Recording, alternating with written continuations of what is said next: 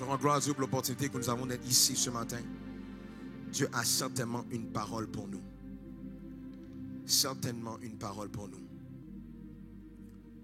Yes. Yes. On va entrer dans la parole. La semaine dernière, le Seigneur va commencer à nous parler. En fait, ça fait 2 semaines maintenant que Dieu nous parle sur les rappels essentiels. Que quelqu'un dise rappel essentiel. Et le Saint-Esprit va nous rappeler certaines choses qui sont essentielles pour nous de ne pas oublier. Et la semaine dernière, comme vous avez pu voir pour ceux qui étaient présents, j'avais planifié certains points et le Seigneur va m'arrêter au 2e point, qui parlait de l'importance qu'il y a encore dans la correction au XXIe siècle.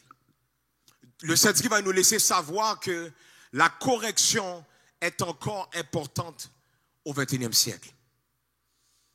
Et pendant la semaine, en fait, dès que je suis descendu de la chambre, Dieu va me dire qu'il n'avait pas encore fini cette discussion-là qu'il avait entamée la semaine dernière. Et c'est pour ça qu'aujourd'hui, on va poursuivre encore cette discussion. Mais on va aller dans un autre angle. Que quelqu'un dise un autre angle. Que quelqu'un dise un autre angle. Donc, je prie vraiment que vous restez connectés tout au long de ce message. Pour ceux qui sont à la maison, partagez là où vous êtes parce que je crois que Dieu veut parler à quelqu'un. Amen, quelqu'un. On va aller dans Hébreux 12, versets 5 à 11. Hébreux 12, versets 5 à 11. Vous avez oublié l'exhortation qui vous est adressée comme à des fils. Mon fils, ne méprise pas le châtiment du Seigneur et ne perds pas courage lorsqu'il te reprend. Car le Seigneur châtie celui qu'il aime. Que quelqu'un dise, le Seigneur châtie celui qu'il aime. Et il frappe de la verge tous ceux qu'il reconnaît pour ses fils. Verset 7, supportez le châtiment, c'est comme des fils que Dieu vous traite. Car quel est le fils que Père ne châtie pas? Mais si vous êtes exempt du châtiment auquel tous ont part, vous êtes donc des enfants illégitimes et non des fils. D'ailleurs, puisque nos pères selon la chair nous ont châtiés et que nous les avons respectés, ne devons-nous pas à bien plus forte raison nous soumettre au Père des esprits pour avoir la vie? Verset 10, nos pères nous châtiaient pour peu de jours comme ils le trouvaient bon, mais Dieu nous châtie pour notre bien, afin que nous participions à sa sainteté. Il est vrai que tout châtiment semble d'abord un sujet de tristesse et non de joie. Mais il produit plus tard, pour ceux qui ont été ainsi exercés, un fruit paisible de justice. Seigneur, aide-moi à prêcher ce message. Voici, on vient de lire un passage qui est très important pour la suite de ce message.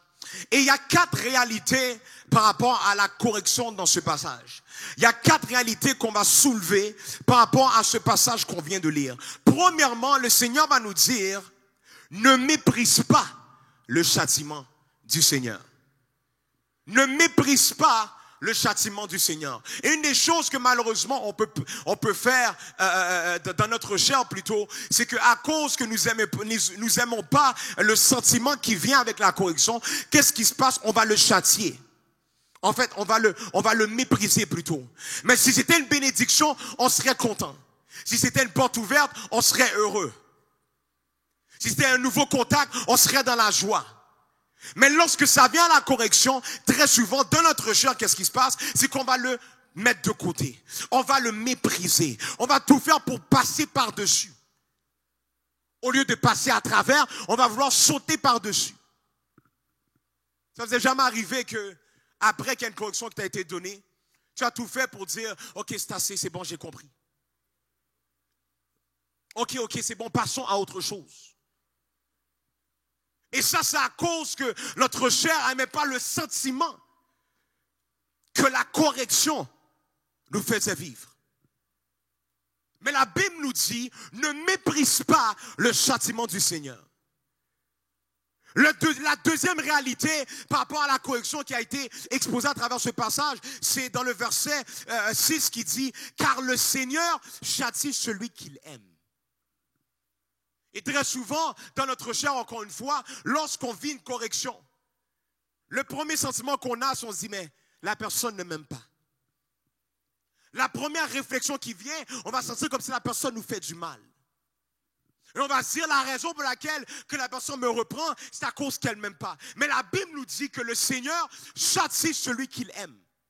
Et ensuite, il va poursuivre en disant, tous ceux qu'il reconnaît pour ses fils. Donc littéralement, la preuve que tu es un fils de Dieu, c'est que Dieu permet que tu passes à travers la correction. La preuve que tu es un fils de Dieu, c'est que Dieu amène des gens dans ta vie pour te corriger. La preuve que Dieu t'aime, c'est qu'il envoie des personnes qui t'entourent, qui vont être capables de te dire la vérité pour t'amener à être corrigé. Que quelqu'un dise la preuve de la correction, la fondation de la correction, la racine de la correction, c'est l'amour. Et la troisième réalité qu'on voit, c'est dans le verset 10 qui dit, Dieu nous châtie pour notre bien. Donc littéralement, Dieu va dire que chaque correction qui provient de lui, c'est des corrections pour t'amener à aller mieux. C'est des corrections qui sont là pour ton bien, pour ton avancement, pour ta croissance, pour ta progression. Donc la Bible nous dit que Dieu nous châtie pour notre bien. Et la quatrième réalité par rapport à la correction dans ce passage, c'est le verset 11 qui dit « Tout châtiment semble d'abord un sujet de tristesse et non de joie. » Est-ce qu'il y a des gens qui se retrouvent dans ce passage-là? Ou est-ce qu'au départ, est-ce qu'il y a des gens qui se retrouvent dans ce passage-là? Ou est-ce qu'au départ, lorsque tu as vécu une correction, ce n'est pas vrai que ta première réaction c'est « Merci Seigneur ». Est-ce qu'on peut être honnête? Ce n'est pas vrai que lorsque tu as reçu la correction, tu as commencé à sauter de joie. Ce n'est pas vrai que tu as posté sur ton Instagram, j'ai été corrigé. Ce n'est pas vrai que tu vas revenir à la maison, chérie, on m'a corrigé aujourd'hui. Dieu est bon. Et c'est biblique, le sentiment qu'on a. Parce que la Bible nous dit que tout châtiment semble d'abord un sujet de tristesse et non de joie. Que quelqu'un dise mais. Que quelqu'un dise mais. Il produit plus tard, pour ceux qui ont été ainsi exercés, un fruit paisible de justice. Peuple de Dieu, la seule raison pour laquelle on peut croire que la correction est négative, la seule raison pour laquelle on peut croire, pour laquelle plutôt on n'aime pas la correction, c'est dû au fait qu'on ne comprend pas la raison de la correction. C'est dû au fait qu'on ne comprend pas l'objectif de la correction. C'est dû au fait qu'on ne comprend pas le but de la correction. Et il y a deux sortes de correction. Il y a ce qu'on appelle la correction charnelle. La correction charnelle et il y a la correction divine.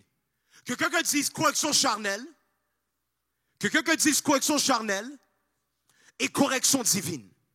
La correction charnelle, qu'est-ce que ça va amener?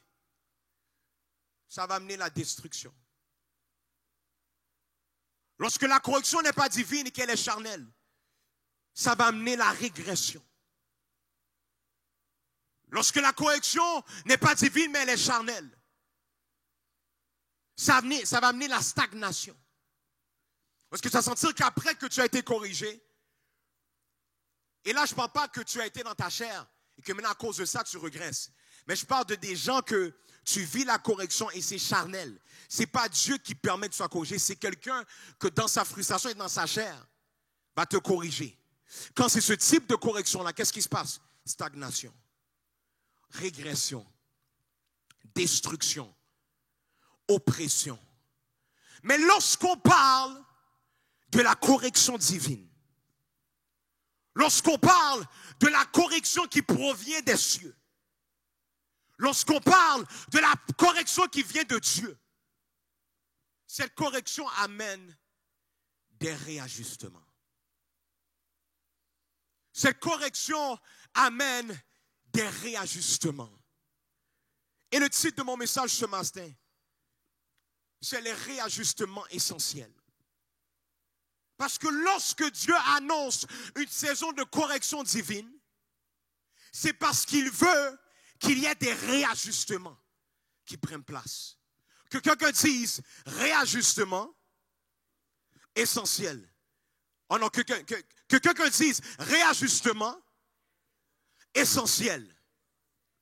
Donc lorsque Dieu parle de correction divine, c'est parce qu'il veut qu'il y ait des réajustements essentiels. Des réajustements essentiels. Donc l'objectif, le but de la correction divine est de amener des réajustements.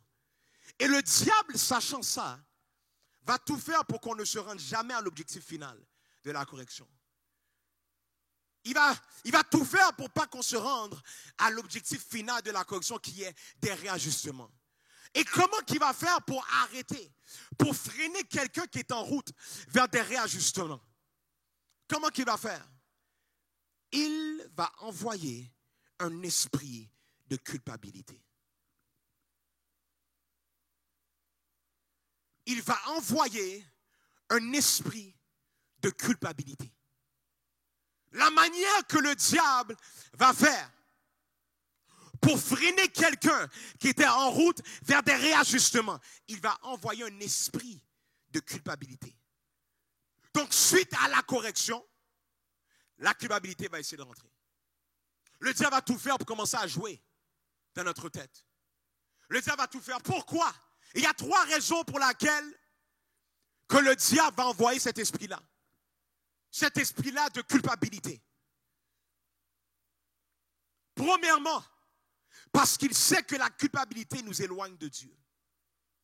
Il n'y a personne qui va être dans la culpabilité qui va se rapprocher de Dieu. Il n'y a personne que lorsque tu rentres dans un esprit de culpabilité que tu vas te rapprocher de Dieu. En fait, la culpabilité éloigne les enfants de Dieu de leur Père Céleste. Est-ce qu'il y a des gens qui peuvent se rappeler dans leur parcours où est-ce qu'à un moment donné, tu venais de te faire corriger et maintenant il y a un esprit de culpabilité qui a cogné à ta porte pour te dire, t'es grave. Regarde-toi. Regarde à quel point que tu n'es pas bon. Regarde à quel point que tu ne vaux pas la peine. Tu vois comment tu répètes les mêmes erreurs. Tu n'es pas tanné toi-même. Et ces pensées-là commencent à entrer. Et ces pensées-là sont tout simplement l'annonce que l'esprit de culpabilité était en train de rentrer. En train de t'amener à croire que tu n'es pas normal. Regarde comment tu es. Tu n'as pas honte de toi? Tu n'as pas honte de dans quel état tu es?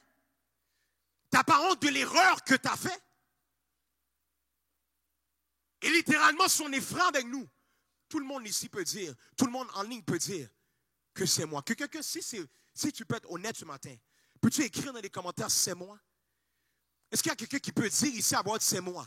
Parce que tu reconnais qu'à plusieurs reprises c'est arrivé, qu'après que tu as tombé, après que tu as fait une erreur, Dieu t'a corrigé et maintenant la culpabilité est rentrée. La raison pour laquelle le diable envoie cet esprit-là, c'est parce qu'il sait que la culpabilité nous éloigne de Dieu. La culpabilité nous amène à nous rapprocher de notre nature pécheresse et nous éloigne de Dieu.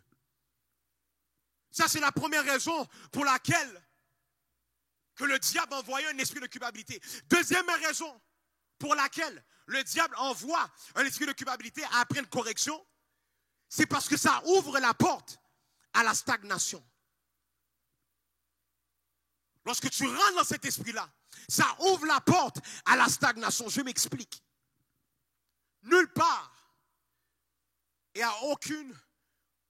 dans aucun cas, que dans le système juridique, lorsqu'on donne le verdict de culpabilité, la personne qui est déclarée coupable, sa vie arrête instantanément.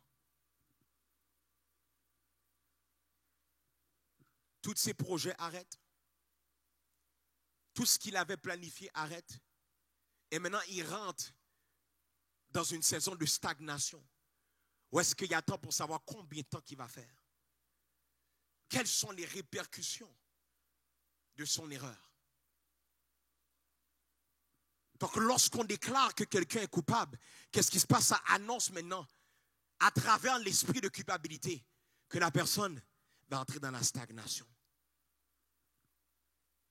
Ou est-ce que maintenant, on ne sait juste pas qu'est-ce qui s'en vient, donc on décide de juste rester là. Et maintenant, la dépression cogne à la porte.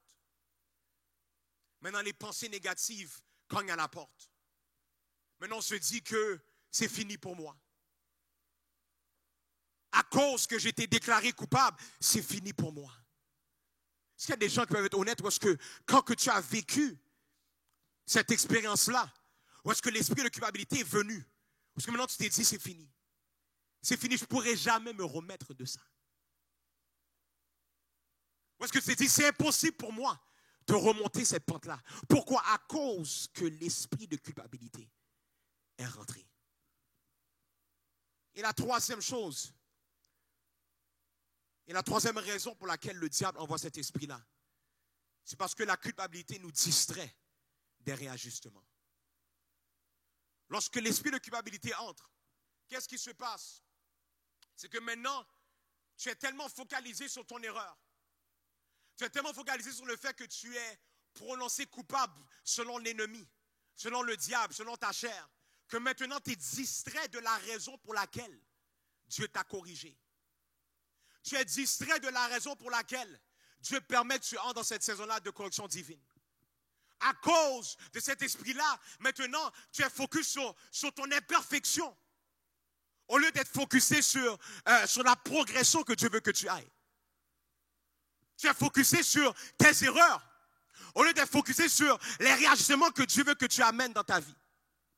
Tout ça à cause de l'esprit de culpabilité. Et j'aimerais dire à quelqu'un que Dieu ne t'amène pas dans une saison de correction divine pour que tu entres dans la culpabilité. La culpabilité n'est pas de Dieu. La culpabilité n'est pas de Dieu. Je le répète jusqu'à temps que tu comprennes cette réalité-là, cette vérité biblique. La culpabilité n'est pas de Dieu. La Bible nous dit dans Romains 8, verset 1, il n'y a donc maintenant aucune condamnation pour ceux qui sont en Jésus-Christ. Et malheureusement, l'esprit de religion, qu'est-ce que ça va faire? On va te faire sentir mal que tu es imparfait. On va te faire sentir mal que tu as été corrigé. On va te regarder d'un œil pour dire regarde-le, regarde ça. L'esprit de religion va nous amener à croire qu'on doit être parfait, que l'Église doit être parfaite, que l'organisation doit être parfaite, que la structure doit être parfaite. La religion va nous faire sentir inconfortables lorsque Dieu va amener une saison de correction divine. Parce qu'on va se dire, mais c'est pas normal. C'est pas normal que tu es imparfaite. C'est pas normal. Mais que quelqu'un dise, la culpabilité n'est pas de Dieu. Que quelqu'un le déclare, la culpabilité n'est pas de Dieu. Et la semaine dernière, on va parler de l'histoire de David. On va voir comment que David a réagi à la correction après la mort de son fils. Pour vous donner un contexte, parce que lorsqu'on lit le texte, il faut qu'on s'assure de comprendre le contexte. Donc je vais vous donner le contexte qui accompagne le texte qu'on a lu la semaine dernière. Dans 2 Samuel 11, qu'est-ce qui va se passer? C'est que le peuple va partir pour aller combattre. L'armée va partir pour aller combattre, dirigée par Joab. Et pendant que l'armée va partir pour aller combattre, David va rester chez lui, dans sa maison royale. Et le soir, il va se lever, il va marcher sur son toit et il va apercevoir une femme qui est en train de se baigner.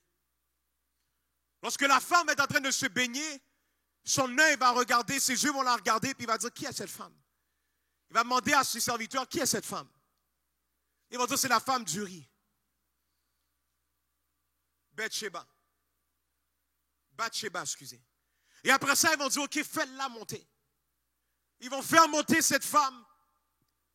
Et la Bible va nous dire que David va coucher avec Bathsheba. Lorsqu'elle va retourner chez elle, qu'est-ce qui va se passer? C'est qu'elle va réaliser un peu plus tard qu'elle est tombée enceinte. Elle va venir voir David pour dire à David qu'elle est enceinte de lui. Qu'est-ce que David va faire? Il va appeler le chef de l'armée. Il va appeler Joab. Il va dire à Joab d'envoyer Uri. Il va dire, mets-le dans le front du combat. Et une fois que tu vas le positionner là, recule afin qu'on le tue. Donc littéralement, il va organiser le meurtre de son serviteur, de son soldat. Et vous allez voir comment que, à travers ce contexte que je vous explique, voyez à quel point que la culpabilité peut nous faire faire des choses qui sont folles. À cause de la honte, David va aller faire quelque chose d'insensé. Il va aller tuer un de ses leurs, un de ses fidèles, un de ses serviteurs. À cause de la honte, l'esprit de culpabilité va entrer. Qu'est-ce qui va se passer? Il va envoyer quelqu'un pour organiser son meurtre. À cause de la culpabilité. Et qu'est-ce qui va se passer? Joab va exactement exécuter.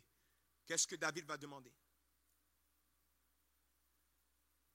Ils vont amener Uri, ils vont le mettre au front du combat. Ils vont tuer Uri. Joab va venir pour envoyer une lettre pour dire à David que la mission a été accomplie, que Uri est décédé. Ils vont annoncer la nouvelle à Bathsheba. Bathsheba va rentrer dans un deuil. Elle va rentrer dans un deuil pendant quelques temps. Et voici qu'est-ce qui va se passer.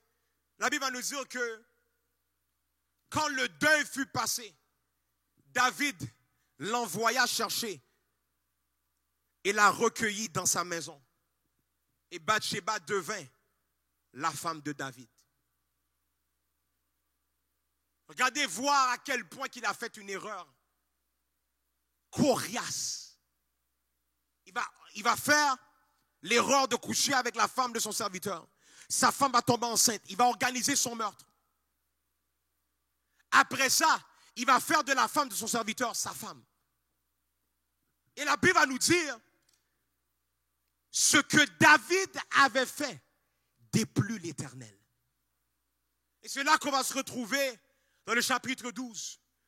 Où est-ce que Dieu va envoyer Nathan, le prophète Nathan, qui était un des conseillers les plus proches de David. Et ce prophète va venir pour lui donner une histoire. Et dans l'histoire, il va expliquer littéralement la même chose que David a fait, mais en genre de parabole. Et qu'est-ce qui va se passer? C'est que maintenant, David va répondre, quand il va entendre cette histoire, il va dire, Dieu est Dieu. Celui qui a fait ça mérite la mort. Il va dire à Nathan, qui explique la même histoire, le même type d'histoire au roi David. Il va dire à Nathan, après avoir entendu cette histoire-là, cette personne-là qui a fait ça mérite la mort. Et qu'est-ce qui va se passer? C'est que le prophète Nathan va entamer le processus de correction. Et Nathan va lui dire, cet homme c'est toi. Tu es cet homme. Cet homme que tu dis qui mérite la mort, tu es cet homme. Après, qu'est-ce que tu as fait? Tu mérites la mort. Et le prophète Nathan va lui dire que le malheur va être dans sa maison à cause de l'erreur qu'il a faite. Et regardez la correction du roi David. La Bible va nous dire que David va dire à Nathan, j'ai péché contre l'Éternel. Donc littéralement, il ne va pas s'enfuir. Parce que déjà, après la correction, qu'est-ce qu'on fait? On part à courir. Après la correction, on se cache à cause de la honte. Après la correction, on rentre à la maison et on se dit, on va attendre quelque temps avant de revenir. Parce qu'on se dit, j'ai tellement honte, je ne peux pas être revu encore. Faut que les gens oublient un peu qu'est-ce que j'ai fait avant que je revienne. Mais David va tout de suite répondre, j'ai péché contre l'Éternel. Et Nathan dit à David directement après, qu'il va dire ça, l'Éternel pardonne ton péché, tu ne mourras point. Mais, parce que tu as fait blasphémer les ennemis de l'Éternel, en commettant cette action, le fils qui t'est né mourra.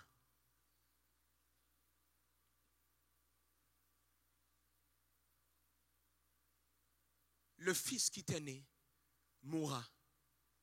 Et à ce moment-là, on peut se dire, mais pourquoi Dieu ferait une telle chose? Il a demandé pardon. Pourquoi que Dieu va quand même permettre que son fils meure? Pourquoi que Dieu va permettre quand même les répercussions rattachées à son erreur? Que quelqu'un dise correction divine. Rappelons-nous que l'objectif d'une correction divine, c'est des réajustements essentiels. Donc lorsque Dieu va dire ceci, c'est à cause qu'il avait en tête des réajustements essentiels. On poursuit l'histoire. Nathan s'en alla dans sa maison et l'Éternel frappa l'enfant que la femme d'Uri avait enfanté à David. Et il fut dangereusement malade.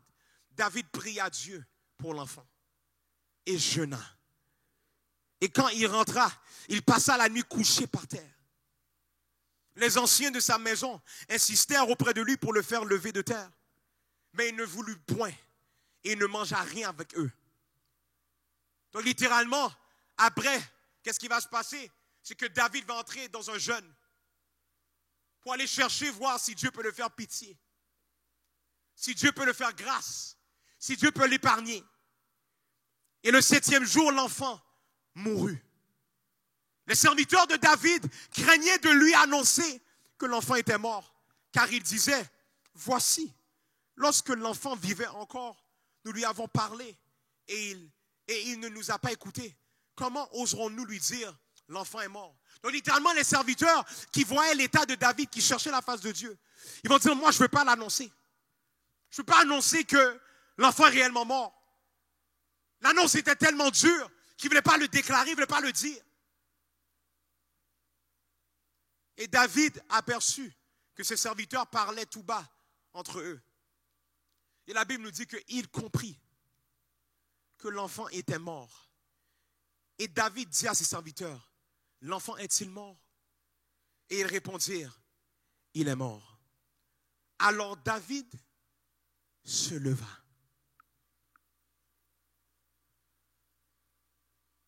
Alors David se leva. Il se lava, il s'est soigné et changea de vêtements. Puis il alla dans la maison de l'Éternel et se prosterna. De retour chez lui, il demanda qu'on lui servît à manger et il mangea.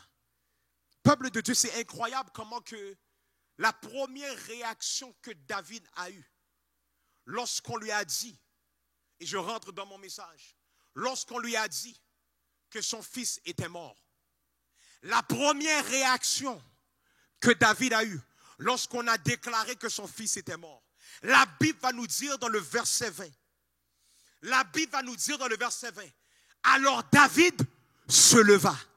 Donc littéralement, David a refusé la dépression. David a refusé la condamnation. David a refusé la culpabilité. Il a compris que cette correction n'était pas pour le faire du mal, mais pour l'amener à se réajuster. Oh, malheureusement, vous n'avez pas compris qu'est-ce qui vient d'être dit. David va refuser de rentrer en dépression. La Bible ne va pas nous dire que David est allé enterrer son fils et il a commencé à pleurer. Pourquoi, Seigneur? La Bible ne nous dit pas que David va se mettre dans un coin et commencer à dire, je suis tellement horrible, c'est de ma faute. C'est moi, c'est de ma faute. Non, la Bible va nous dire que David se leva. David a refusé d'entrer dans la dépression. David a refusé d'entrer dans la culpabilité. Parce qu'il a compris que cette correction n'était pas pour le faire du mal, mais pour l'amener à se réajuster. S'il avait été orgueilleux, quand que Nathan lui a dit l'erreur qu'il a fait, il aurait dit, pour qui tu te prends? Parle-moi pas de même, tu es mon serviteur. Comment peux-tu oser me parler de même? Mais non, qu'est-ce qui va se passer? C'est que David va s'humilier. Il va comprendre que c'était lui qui était en faute et que la correction était essentielle parce qu'elle venait de Dieu. Et la Bible va nous dire dans Proverbe 12, verset 1, celui qui aime la correction aime la connaissance. Mais celui qui haït la correction est stupide. Ce n'est pas moi qui l'a dit, la Bible nous le dit. Celui qui haït la réprimande est un homme stupide. Proverbe 15, verset 10, une correction sévère menace celui qui abandonne le sentier. Parce que David avait abandonné les bonnes voies. David qu'on déclarait qu'il était un homme selon le cœur de Dieu. Celui qui élevait le Seigneur, qui adorait le Seigneur. Celui qui est responsable pour les psaumes. Donc il était un vrai adorateur. Ce même adorateur va faire une telle erreur. Et Dieu va amener une correction parce qu'il voulait le menacer, parce qu'il abandonnait les bonnes voies. Tu ne peux pas te réajuster sans l'humilité. Je le répète, la raison pour laquelle David a été capable de se réajuster suite à la correction, la raison pour laquelle que David s'est levé et s'est réajusté, c'est à cause qu'il était assez humble pour recevoir la correction. Tu ne peux pas te réajuster sans humilité. La Bible nous dit, avant la ruine, le cœur de l'homme s'élève, mais l'humilité précède la gloire. L'humilité précède la gloire. Et peuple de Dieu, l'humilité précédera toujours la gloire. S'il y a une chose que l'Église de Jésus-Christ a été constant dedans, c'est bel et bien de rechercher la gloire. En fait, nous sommes dans l'ère où tout le monde recherche la gloire. Il y a des gens qui recherchent la gloire virtuelle. Les followers, les abonnés, les commentaires, les partages. Parfois, c'est la gloire de l'homme qu'on recherche. Parfois, c'est la gloire financière. Mais lorsqu'on parle de la gloire de Dieu, il n'y a absolument rien qui peut la débloquer autre que l'humilité. Lorsqu'on parle de la gloire de Dieu, ce n'est pas la prière qui précède la gloire. Ce n'est pas le jeûne qui précède la gloire. Ce n'est pas la consécration qui précède la gloire. Bien que toutes ces choses sont nécessaires. Mais la clé de la gloire est et sera toujours l'humilité. Ce qui débloque la gloire, c'est l'humilité. Ce qui provoque la gloire, c'est l'humilité. Ce qui déclenche la gloire, c'est l'humilité. Ce qui précède la gloire, c'est l'humilité. La Bible nous dit, avant la ruine, le cœur de l'homme s'élève, mais l'humilité précède la gloire. Nous sommes malheureusement dans l'ère où est-ce que nous sommes portés à croire que c'est un contact qui précède la gloire. Nous sommes malheureusement dans l'ère où est-ce qu'on est porté à croire que c'est une porte qui précède la gloire. Nous sommes malheureusement dans l'ère où est-ce que nous sommes portés à croire que c'est un plan marketing qui précède la gloire. Nous sommes malheureusement portés à croire dans cette ère que c'est un bon branding qui précède la gloire. Le diable est menteur. La Bible nous dit que c'est l'humilité qui précède la gloire. C'est l'humilité qui précède la gloire. C'est l'humilité qui précède la gloire. Je ne sais pas qui doit entendre ça, mais le Saint-Esprit aimerait que je te rappelle que le brisement fait partie de l'équation de la gloire. My God. Je vais le répéter. Le brisement fait partie de l'équation de la gloire. Le brisement fait partie de l'équation de la gloire. La correction fait partie de l'équation de la gloire. Je sais que c'est compliqué à l'accepter. Je sais que c'est pas qu'est-ce qu'on aimerait accepter. Mais j'aimerais dire à quelqu'un que la correction fait partie de l'équation de la gloire. Pourquoi? Parce que c'est le brisement qui t'amène à marcher dans l'humilité. C'est la correction qui t'amène à marcher dans l'humilité. C'est la réprimande qui t'amène à marcher dans l'humilité. Le Saint-Esprit aimerait que je te rappelle qu'une saison de réprimande fait partie de l'équation de la gloire. Une saison de correction fait partie de l'équation de la gloire. Parce que c'est la réprimande qui t'amène à marcher dans l'humilité. Le Saint-Esprit aimerait que je te rappelle que c'est une saison de correction divine qui précède la gloire. Parce que lorsqu'on parle de l'humilité qui précède la gloire, donc littéralement la Bible nous révèle que tout ce qui t'amène à être humble précède la gloire. Oh my God. Donc littéralement un brisement qui t'amène à être humble précède la gloire. La correction qui t'amène à être humble précède la gloire. Oh my God. Arrêtons de nous mentir à nous-mêmes. Arrêtons de prêcher un évangile dilué. Tu ne peux pas et ne pourras jamais accéder à la gloire de Dieu sans passer à travers la traversée de l'humilité. Le chemin de l'humilité. Le peuple de Dieu, la traversée de l'humilité impose des réprimandes. La traversée de l'humilité impose des corrections. Mais tout ça pour un but spécifique. Que quelqu'un dit pour un but spécifique. On déclare-le pour un but spécifique. Afin qu'on fasse les réajustements essentiels afin de provoquer la gloire de Dieu dans notre vie. Tu n'es pas corrigé juste pour être corrigé. Dieu n'impose pas une saison de correction divine juste comme ça. Il y a un objectif à ça. Il y a un but à ça. La correction est là pour te permettre d'être dans l'état que tu dois être pour accomplir l'appel que Dieu t'a donné.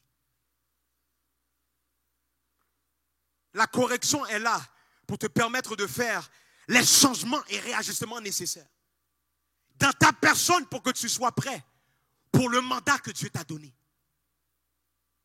La correction est là pour te permettre de laisser aller les carences qui allaient être un obstacle pour l'accomplissement de ton appel.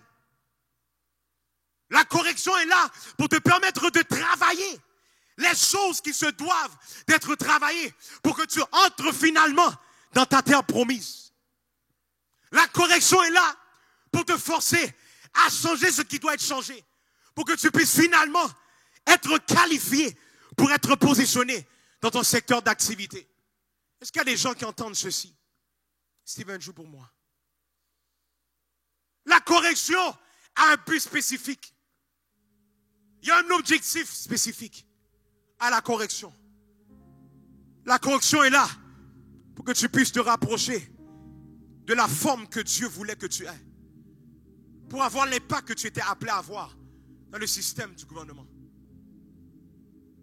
La correction est là pour que tu puisses te rapprocher de la forme que Dieu voulait que tu ailles.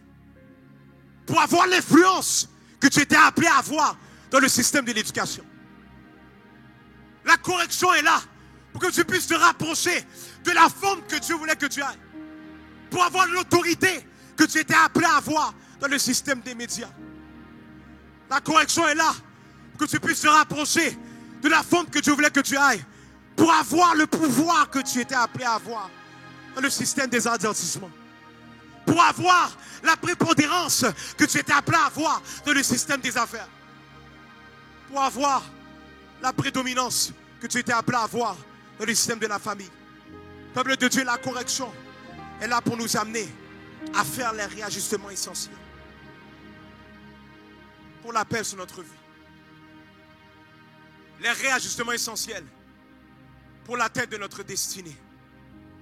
La correction est là pour nous amener à faire les réajustements essentiels pour qu'on ressemble de plus en plus à Christ. Il y a un but derrière cette saison de correction divine. La correction est là pour nous amener à faire des réajustements essentiels pour réellement être des agents de l'avancement du royaume de Dieu. La correction est là pour nous amener à faire des réajustements essentiels. Des réajustements essentiels. La Bible nous dit dans 2 Timothée 3, versets 16 et 17. Toute écriture est inspirée de Dieu et utile pour enseigner, pour réprimander, pour corriger et pour instruire dans la justice. Verset 17. Afin que l'homme de Dieu soit accompli et propre à toute bonne œuvre. Il y a un afin à cette correction divine.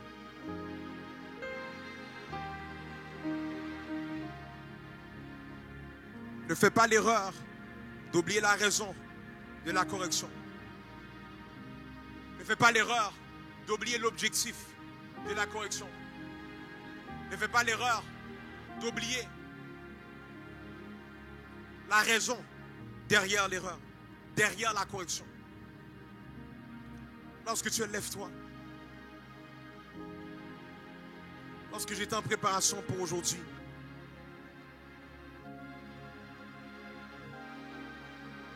le Seigneur va me dire que plusieurs personnes qui vont écouter ce message aujourd'hui, vous êtes à un réajustement de la percée.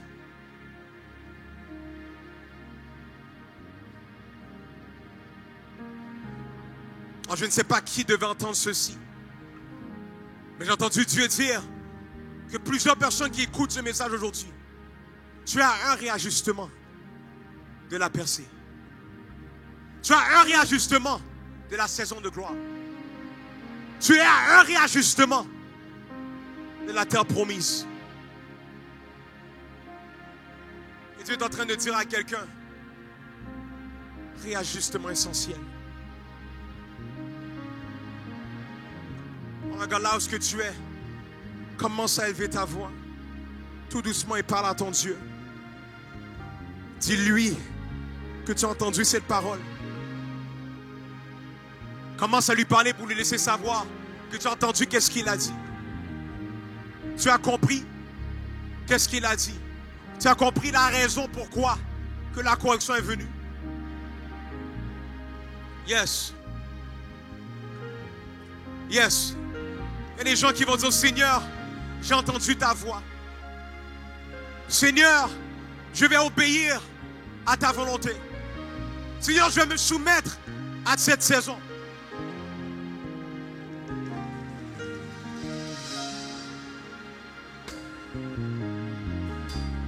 My God, my God, my God.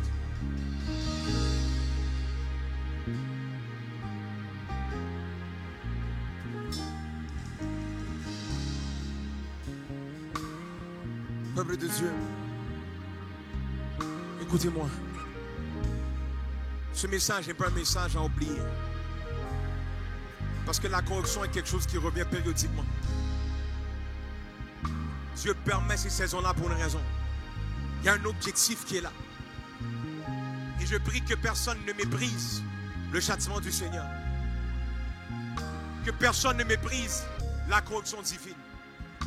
Il y a une raison derrière la correction. N'oublie jamais ce message que Dieu t'a donné aujourd'hui. Parce que c'est ça qui pourrait faire la différence lorsque la prochaine saison de correction va venir.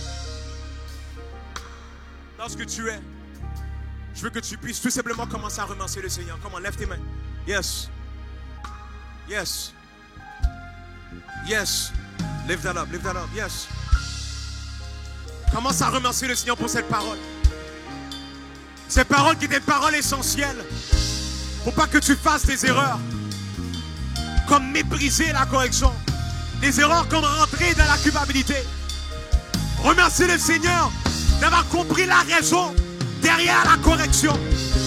Remercier le Seigneur d'avoir compris l'objectif derrière la correction. My God. Il y a des gens qui reconnaissent l'amour de Dieu à travers ce message. Il y a des gens qui sont capables de voir l'amour de Dieu à travers ce message, cette parole de l'Éternel. Yes. Yes. Lord God, we praise you. Lord God, we thank you. Merci, Seigneur Jésus. Nous t'élevons, Papa. Nous te remercions, Papa. Que ton nom soit élevé. Yes, Papa. Nous te remercions, Seigneur Jésus. Yes. Yes. Yes. Seigneur Jésus, merci pour cet enseignement. Merci pour cette parole. Cette parole qui est essentielle, Papa. Seigneur Jésus, nous ne voulons pas oublier la raison de la correction. Nous ne voulons pas oublier l'objectif de la correction, Papa. Permets-nous que notre mémoire ne nous fait pas défaut, Papa. Mais qu'on se rappelle qu'il y a un objectif derrière la correction.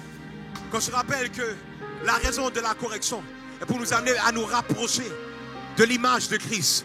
Et de nous amener à nous rapprocher, à être la personne que Dieu nous appelle à être pour notre appel, Papa.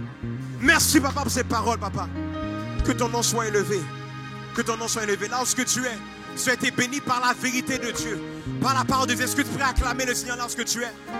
My God, est-ce que tu pourrais élever le nom de Seigneur, de Dieu lorsque tu es? Est-ce que tu peux le louer lorsque tu es? Est-ce que tu peux l'adorer lorsque tu es? Yes, papa, nous t'élevons. Nous t'adorons, papa. Que ton nom soit élevé. Que ton nom soit élevé. Yes.